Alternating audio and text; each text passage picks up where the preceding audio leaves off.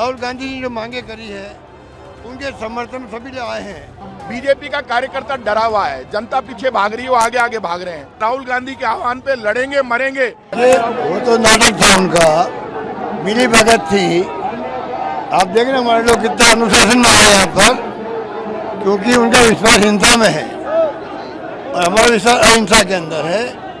उन्होंने कॉल देके गलती करी, हम कांग्रेस दफ्तरों पे जाके हमला करेंगे, क्या मतलब हुआ उनका? ये डेमोक्रेसी में अच्छी बात नहीं है। आप अपना प्रदर्शन करो, मौन जुलूस निकालो, कलेक्टर को दो ज्ञापन, कोई दिक्कत नहीं है। पर एक दूसरे के ऑफिस में जाएंगे तो तनाव पैदा होगा। वो जानते थे इस बात को, तब भी उन्होंने किया सत्ता में रहते हुए। देखिए सलाह उम्र पड़ा कार्यकर्ताओं, कांग्रेस कार्यकर्ताओं के। राहुल गांधी ने जो मांगे करी है उनके समर्थन में सभी लोग आए हैं, सभी अनुशासित है। यहाँ आप देख रहे हो कि बैरिकेडिंग लगा हुआ है, प्रयास करे जाने का भी हमें इजाज़त दीजिए। पुलिस आगे बढ़ती जा रही है, इजाज़त दे नहीं रही है।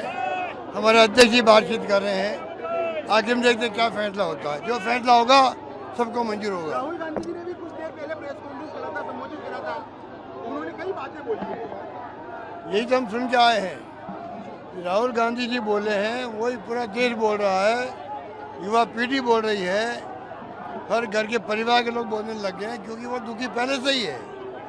जो महंगाई है, बेरोजगारी है, ये ख़त्म करे डेमोक्रेसी को, इलेक्शन कमीशन दबाव में, जुडिशरी दबाव के अंदर, इनकम टैक्स ईडी दबाव के अंदर, तो जनता बहुत दुखी थी।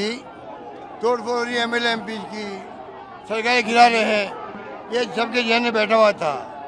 वो अब गुस्सा निकला आम पब्लिक का भी, सरकार समझ नहीं पा रही है। जो सलाह उम्र पड़ा यहाँ पर, ये क्या मैसेज देता है? आधा घंटे के मैसेज में सब लोग आ जाते हैं। अब इस टकराव का समाधान क्या लगता है आपको, किस तरह समाधान हो सकता है? केंद्र सरकार ये तो डिपेंड करेगा सरकार पर। इस्तीफा मंजूर करते हैं, राहुल जी ने जो बातें कही है वो मानते हैं, तो बातचीत का जरिए आगे बढ़ जाएगा। लोकसभा के अंदर भी, लोकसभा के बाहर भी बातचीत होगी, देश हित के अंदर बात होगी। शिक्षा नीति क्या हो, क्या क्या कमियाँ हैं, उस पर बैठ के बातचीत होगी, तो कोई रास्ता निकलेगा। लगातार प्रदर्शन हो रहा है, लगातार युवा आज भारतीय जनता पार्टी के प्रदेश अध्यक्ष मदन राठौड़ के नेतृत्व में कुछ लोग आए थे। बीजेपी का कार्यकर्ता डरा हुआ है, जनता पीछे भाग रही है, वो आगे आगे भाग रहे हैं। राहुल गांधी ने साफ कहा धर्मेंद्र प्रधान का इस्तीफा हो, लाठीचार्ज के लिए जो दोषी है उनके ऊपर कार्रवाई की जाए, और प्रधानमंत्री नरेंद्र मोदी देश से माफी मांग लेनी चाहिए। देश में टकराव के हालात हैं, इस टकराव के लिए भारतीय जनता पार्टी जिम्मेदार होगी। विपक्ष का काम है घेराव करने का। अशोक गहलोत जी पहले मुख्यमंत्री थे, हम घेराव करने आए ना, तो ये हमारा अधिकार है। ये विपक्ष में जाना चाहते हैं, हमें सत्ता में लाना चाहते हैं, इसलिए आज बीजेपी सड़क पर उतरी, कांग्रेस कार्यालय का घेराव करने आई है। दम है, हम तो आगे नहीं, हम टकराव नहीं चाहते। लेकिन कांग्रेस बीजेपी से डरती नहीं है, जनता हमारे साथ खड़ी है। यदि नीट पेपर लीक मामले में जैसे दिल्ली में पिट रहे हैं बीजेपी वाले, पूरे देश में पिटाई होना तय हो गई है। और सुन लेना, बीजेपी वाले आगे आगे भागेंगे, जनता पीछे पीछे भागेगी। अभी भी मौका है, बीजेपी को स्टूडेंट की मांगे मंजूर करनी चाहिए। यदि बीजेपी मांगे मंजूर नहीं करती है, टकराव होता है और देश में हालात बिगड़ते हैं, तो प्रधानमंत्री नरेंद्र मोदी और बीजेपी जिम्मेदार होगी।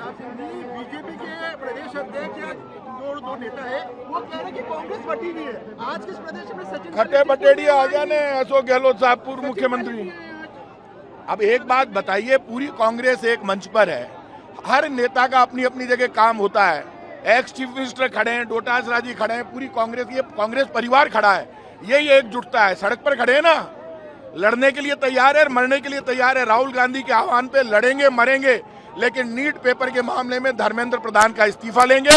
राहुल गांधी आह्वान करेगा तो जिस हद तक जाएंगे उस हद तक बलिदान देगा कांग्रेस का कार्यकर्ता।